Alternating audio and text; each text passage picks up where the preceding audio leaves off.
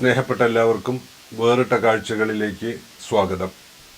പണ്ടെന്നോ മൂലയിൽ രണ്ട് തമോഗർത്തങ്ങൾ കണ്ടുമുട്ടിയെന്നും പരസ്പരം ആകൃഷ്ടരായി ആലിംഗനബദ്ധരായി തമ്മിൽ അലിഞ്ഞു ചേർന്നെന്നും ആ ആകർഷണത്തിന്റെ അനന്തമായ ഗുരുത്വ തരംഗങ്ങൾ അനേകം ശതം പ്രകാശവർഷങ്ങൾ താണ്ടി ഈ അടുത്ത കാലത്ത് ഭൂമിയിലെത്തിയെന്നും ഇനി മുതൽ നമുക്ക് ശബ്ദം കേൾക്കാൻ മാത്രമല്ല കാണാനും അതുമൂലം കഴിയുമെന്നും ശാസ്ത്രജ്ഞന്മാർ പറയുന്നു.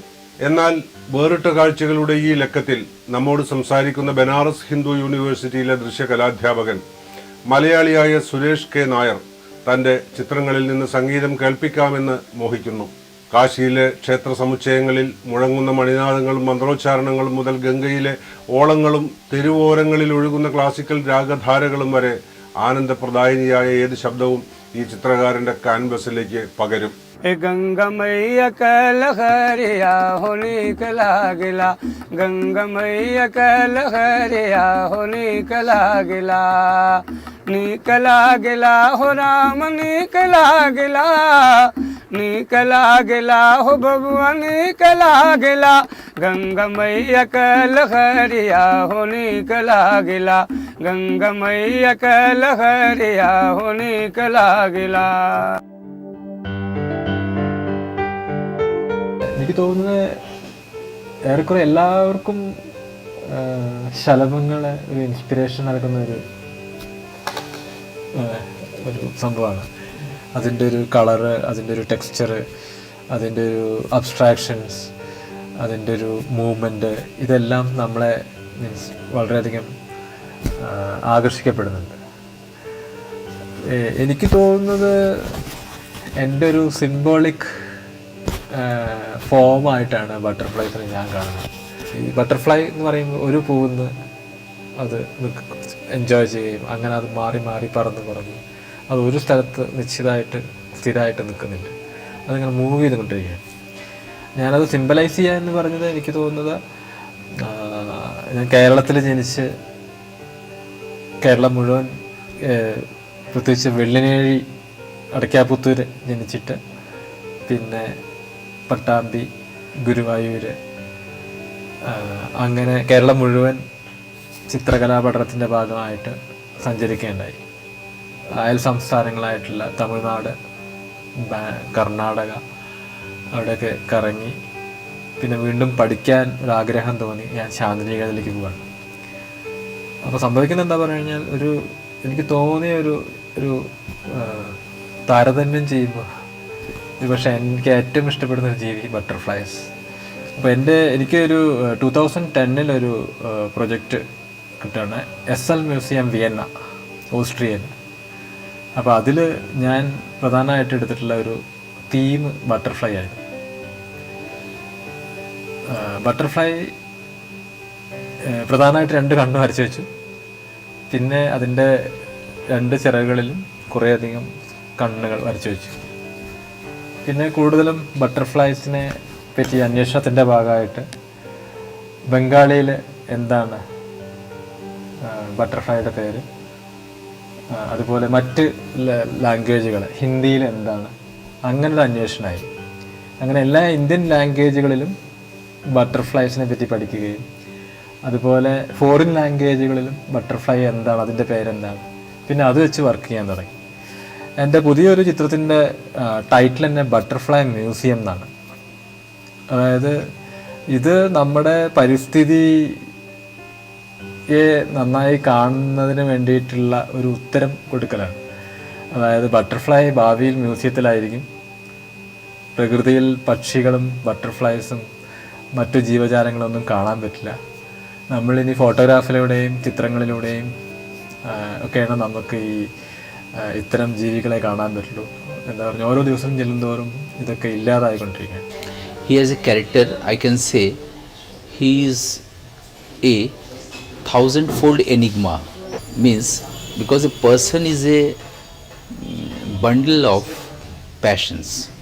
A person is a person who carries the two-fold character, the man and the woman. Conscious side of a man corresponds to the emotional side of the women. Similarly, the emotional side of a man corresponds to the conscious side of the women. is complete when it consists of 1,000-fold things in his subconscious. So from there, Suresh is carrying so many things in terms of art and aesthetics.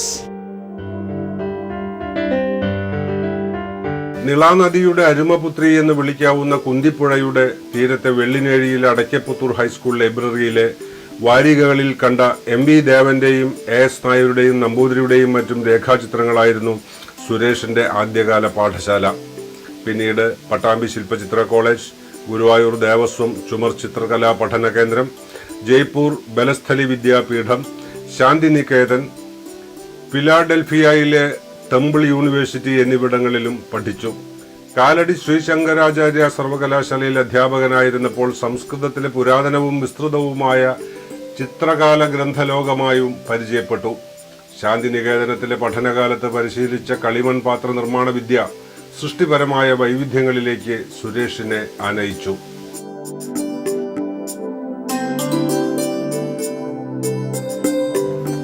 Vellinezhi അതൊരു cultural space ആണ്. അത് വെള്ളിനേഴിക്ക് അങ്ങനെ ഒരു religious touch ഉണ്ടോ എന്ന് വെച്ച് കഴിഞ്ഞാൽ എനിക്കറിയില്ല, ഒരു സ്പിരിച്വൽ. പക്ഷെ വാരണാസി എന്ന് പറയുമ്പോൾ അതൊരു രണ്ടും കൂടി ചേർന്നൊരു സംഭവമാണ്. Means culturally rich, spiritually rich. പിന്നെ വാരണാസി ഒരു എഡ്യൂക്കേഷണൽ സ്പേസ് ആണ്. ഇവിടുത്തെ സംഗീതം, ഇവിടുത്തെ അന്തരീക്ഷം, പ്രത്യേകിച്ച് ആത്മീയ അന്തരീക്ഷം അങ്ങനെ പറയട്ടെ, ഇത് വേറെ എവിടെയും കിട്ടില്ല. ഈ ഒരു മ്യൂസിക്കൽ അറ്റ്മോസ്ഫിയർ ഉണ്ടല്ലോ.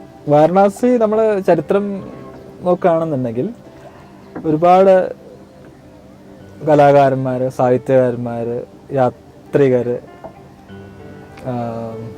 സന്യാസിമാർ, യോഗികൾ നിരന്തരം വന്നും പോയും കൊണ്ടിരിക്കുന്ന ഒരു സ്ഥലമാണ്. അപ്പോൾ ഈ സ്പേസിനൊരു വളരെ പ്രത്യേകത ഉണ്ട്. എനിക്ക് തോന്നുന്നത് ഈ പഞ്ചമഹാഭൂതം, 5 elements, earth, water, air, fire and space, ഇതിൻ്റെ ഒരു യൂണിറ്റി ആയിരിക്കാം ഒരുപക്ഷെ ബനാറസ് ആക്കുന്നത്. ഈ വാരണാസിക്ക് ഒരു പ്രത്യേക നമ്മളെ മറക്കുന്നൊരവസ്ഥ വരുന്നുണ്ട്, നമ്മളെ ലയിക്കുന്നൊരവസ്ഥ വരുന്നുണ്ട്, നമ്മളല്ലാതാവുന്ന ഒരവസ്ഥ വരുന്നുണ്ട്. ആ ഒരു യൂണിറ്റി എനിക്ക് തോന്നുന്നില്ല മറ്റൊരു സിറ്റിയിൽ കിട്ടുന്നുള്ളത്. അതായിരിക്കാം എല്ലാവരെയും വാരണാസിയിലേക്ക് നയിക്കുന്നത്.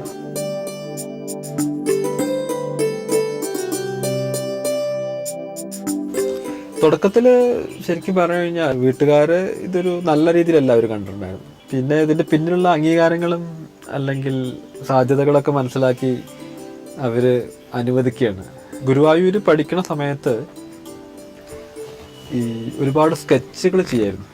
പ്രത്യേകിച്ച് ഞങ്ങളുടെ നാട്ടിലെ വെള്ളനേഴി ഭാഗത്തൊക്കെ കഥകളി ഉണ്ടാവാറുണ്ട്. അപ്പോൾ കഥകളി എന്ന് പറയുമ്പോൾ രാത്രി ആണല്ലോ ഉണ്ടാവുക. അപ്പോൾ ഉറക്കമൊഴിച്ച് രാത്രി കഥകളി കാണുന്നൊരു സ്വഭാവം ഉണ്ടായിരുന്നു. അപ്പോൾ ഈ മൂവിങ് ഇമേജസ് എങ്ങനെ ചിത്രത്തിലേക്ക് കൊണ്ടുവരാം എന്നുള്ള ഒരു പരീക്ഷണത്തിൻ്റെ ഭാഗമായിട്ട് ഒരു 2 വർഷത്തോളം ഇതിനു വേണ്ടി മെനക്കെട്ടിറങ്ങാണ്. പൊതുവെ എൻ്റെ ഒരു വർക്ക് പൊതുവെ ഒരു പ്രയാണമാണ്, ഒരു യാത്രയാണ്. എല്ലാറ്റിലും ഒരു മൂവ്മെൻറ്റ് ഉണ്ട്. പ്രത്യേകിച്ച് ഇപ്പോഴത്തെ എൻ്റെ ഒരു വർക്ക് പ്രാക്ടീസ് എന്ന് പറയുകയാണെങ്കിൽ സംഗീതം കേട്ടുകൊണ്ടിരിക്കുമ്പോൾ അതിൻ്റെ ശബ്ദങ്ങളെ എങ്ങനെ രേഖാചിത്രങ്ങളിലേക്കും കളറിലേക്കും കോഡ് ചെയ്യാം എന്നുള്ള എൻ്റെ ഒരു പരീക്ഷണമാണ്.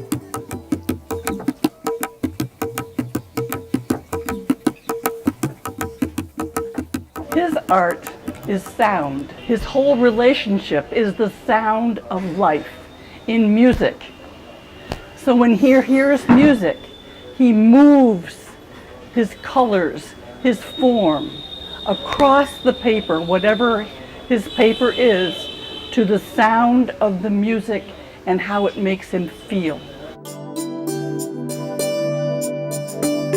കൊല്ലങ്കോട്ട് കോവിലകത്തെ ഏറെ പ്രശംസിക്കപ്പെട്ട ചുമർ ചിത്രം ചിത്രശലഭത്തിന്റെ വിരാട് രൂപമായ കോസ്മിക് ബട്ടർഫ്ലൈ എറണാകുളത്ത് നാണപ്പാട് ഗാലറിയിൽ ഒരുക്കിയ സിംഗിങ് മൈൻഡ്സ്, തോന്നയ്ക്കൽ കുമാരനാശൻ സ്മാരകത്തിലെ വീണപൂവ് പരമ്പര, ബനാറസ് അനന്തമായ സംഗീതധാരകളെ ആവാഹിച്ചെടുത്ത 1000-ലേറെ കാൻവസുകൾ എന്നിവയെല്ലാം സുരേഷ് കെ നായരുടെ പ്രഖ്യാത സംരംഭങ്ങളാണ്. ഇന്ത്യ പാകിസ്ഥാൻ അതിർത്തിയായ വാഗയിലെ ഒരു വൻമതിലിൽ 10 അടി ഉയരത്തിലും 150 അടി നീളത്തിലും സുരേഷും സംഘവും സിമെന്റിൽ ചേർത്ത ചരിത്ര ചിത്രവും ലോകശ്രദ്ധ നേടി.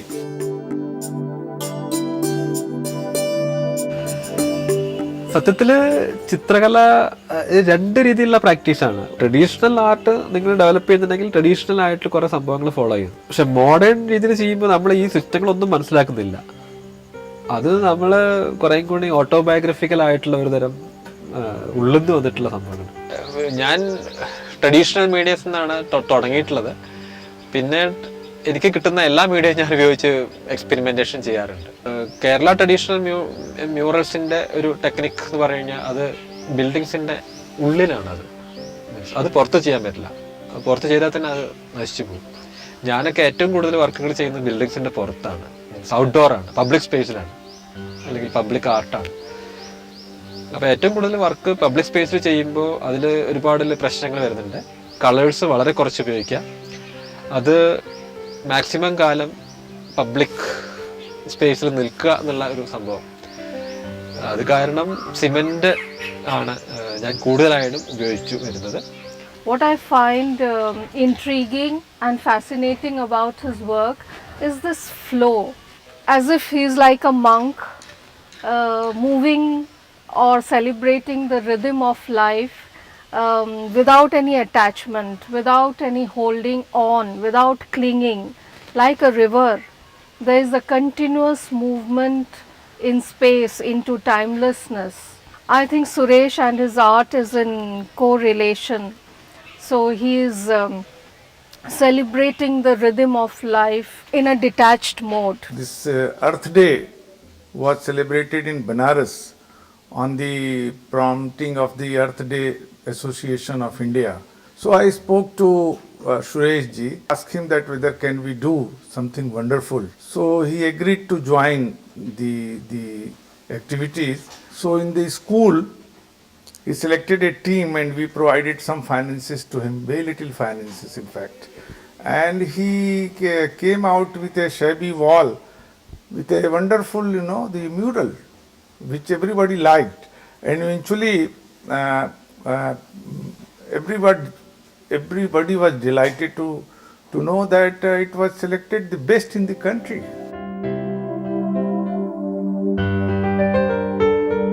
Uh, 2014 ഇന്ത്യ പാകിസ്ഥാൻ ബോർഡറിൽ ഞാനൊരു വർക്ക് ചെയ്യാനായി. അത് പാർട്ടീഷൻ ബേസ് ചെയ്തായിരുന്നു അതിൻ്റെ തീം. അപ്പോൾ ഈ വർക്ക് ചെയ്തുകൊണ്ടിരിക്കുന്ന സമയത്ത് ഒരു കറുത്ത ബട്ടർഫ്ലൈസ് പാകിസ്ഥാൻ സൈഡിൽ നിന്ന് ഇന്ത്യയിലേക്ക് പറന്നു വരികയാണ്. നമുക്കാണല്ലോ വേറൊരു രാജ്യത്തിലേക്ക് പോകുമ്പോൾ പാസ്പോർട്ടിൻ്റെ ആവശ്യം, മൈഗ്രേഷൻ, എമിഗ്രേഷൻ. അപ്പോൾ ഇത് ഈ ജീവജാലങ്ങൾക്ക് ഇതൊന്നും അറിയില്ലല്ലോ, മീൻസ് പ്രത്യേകിച്ച് ബട്ടർഫ്ലൈ പോലുള്ള. അപ്പോൾ ഇതൊരു ചോദ്യം ചെയ്യപ്പെടുന്നൊരു സംഭവമായിട്ട് തോന്നി. ഞാനിവിടെ വന്നിട്ട് 24 വർഷമായി. പക്ഷേ 24 വർഷം കൊണ്ട് ഞാൻ BHUലുമായിട്ട് നല്ല ബന്ധമാണ്. ആ ഫൈൻ ആർട്സ് എന്നൊരു ഡിപ്പാർട്ട്മെൻറ്റ് ഉണ്ടോ അത് എങ്ങനെയാണെന്ന് പോലും അറിയത്തില്ലായിരുന്നു. അങ്ങനെ ഒരു ഡിപ്പാർട്ട്മെൻറ്റ് ഉണ്ടോ എന്ന് പോലും അറിയത്തില്ല. അതിനുള്ള കാരണം അവിടെ പഠിപ്പിക്കുന്ന സാർമാരൊക്കെ കുട്ടികളെ പഠിപ്പിച്ചു ഒരു പ്രൊഫഷണലായ രീതിയിൽ അങ്ങ് പോവുകയാണ്. എന്നാൽ അതിനെ ലോകത്തോട്ട് കാരണം ആ യൂണിവേഴ്സിറ്റിക്ക് വെളിയിലോട്ട് കൊണ്ടുവരാൻ സുരേഷ് സാർ സാധിച്ചു. അതുകൊണ്ടാണ് മനസ്സിലാക്കാൻ തുടങ്ങി ഇത്രയും വലിയൊരു സാധനം അതിൻ്റെ അകത്തുണ്ടല്ലോ, ഇങ്ങനെ ഒരു നല്ലൊരു ഡിപ്പാർട്ട്മെൻറ്റ് ഉണ്ടല്ലോ എന്ന് മനസ്സിലാക്കാൻ കഴിഞ്ഞത്.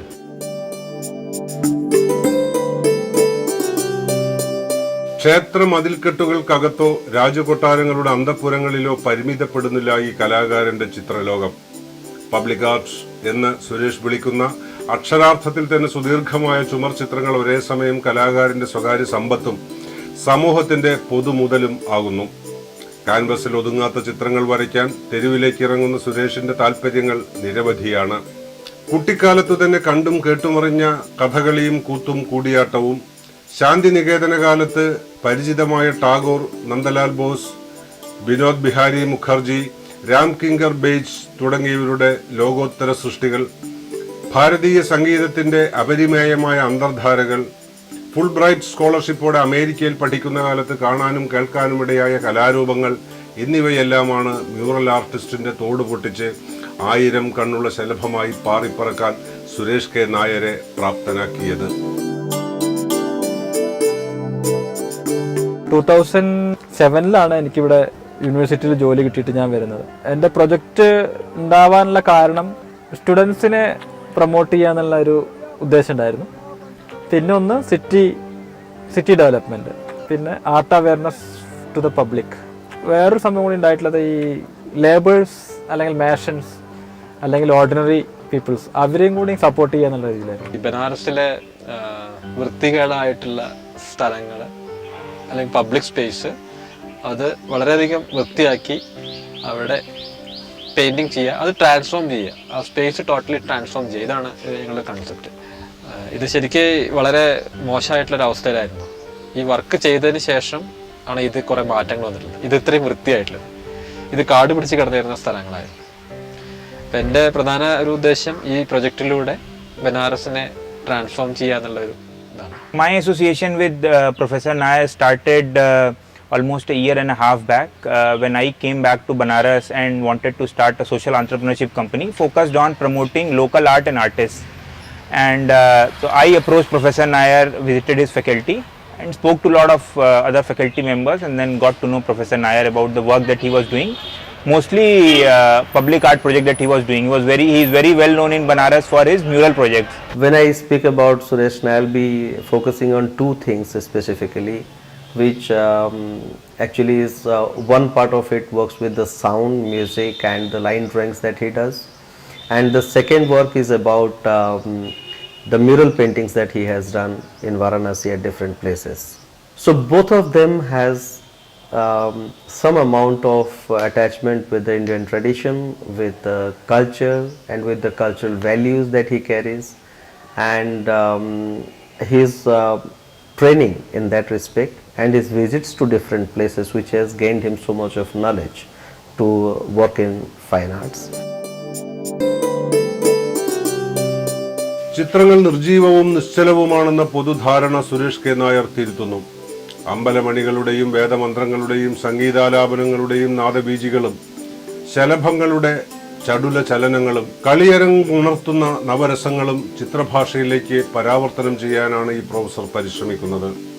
അങ്ങനെ തൻ്റെ ആവാസ കേന്ദ്രമായ ബനാറസിലെ വൃത്തികേടായ ചുമരുകളൊക്കെ വിദ്യാർത്ഥികളുടെ സഹായത്തോടെ കലാഭരിതമാക്കി പുനർജനിപ്പിക്കുകയാണ് ഇപ്പോഴത്തെ പ്രധാന അധ്യാപകേതര ജോലി.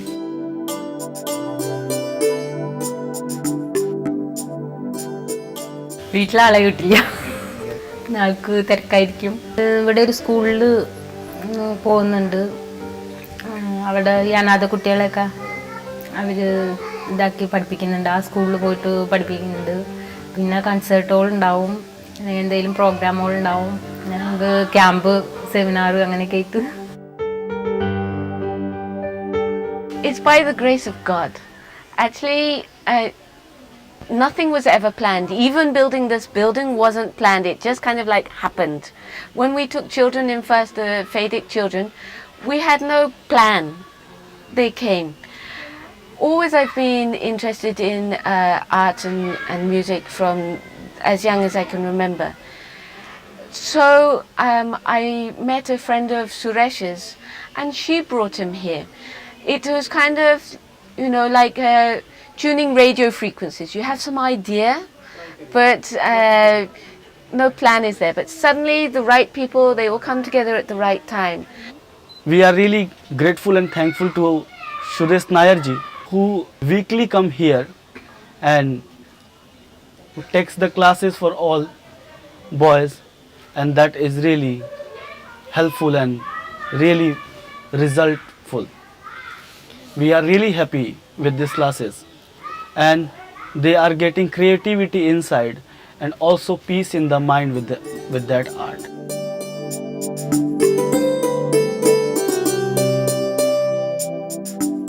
ഒരു വലിയൊരു പ്രശ്നം ഇന്ത്യയിൽ നടക്കുന്നത് എന്താ പറയുക, നമുക്ക് സ്കൂൾ എഡ്യൂക്കേഷനിൽ ആർട്ടിന് വേണ്ടത്ര പ്രാധാന്യം കൊടുക്കുന്നില്ല. സ്കൂൾ എഡ്യൂക്കേഷനിലെ എല്ലാ സബ്ജക്റ്റിനേക്കാൾ കൂടുതൽ ആർട്ടിന് പ്രാധാന്യം കൊടുക്കണം. ആർട്ട് എല്ലാറ്റിലും ആവശ്യമുള്ളൊരു സംഭവമാണ്. ഒരു ഡിസൈൻ എടുക്കുകയാണെങ്കിൽ ഡിസൈൻ ഇല്ലാത്തൊരു സംഭവമില്ല, ഒന്നുമില്ല. അതുപോലെ കുട്ടികൾക്ക് ആർട്ടിനെ വേണ്ടത്ര, ആർട്ട് മീൻസ് ഞാൻ ഉദ്ദേശിച്ചത് ഒരു പെയിൻറ്റിങ് അതായിട്ടല്ല, എല്ലാ ആർട്ടിനെയും ഇൻട്രൊഡ്യൂസ് ചെയ്യുന്ന ഒരു സംഭവം ഇന്ത്യയിൽ വിദ്യാഭ്യാസത്തിൽ കൊണ്ടുവരേണ്ടതാണ്.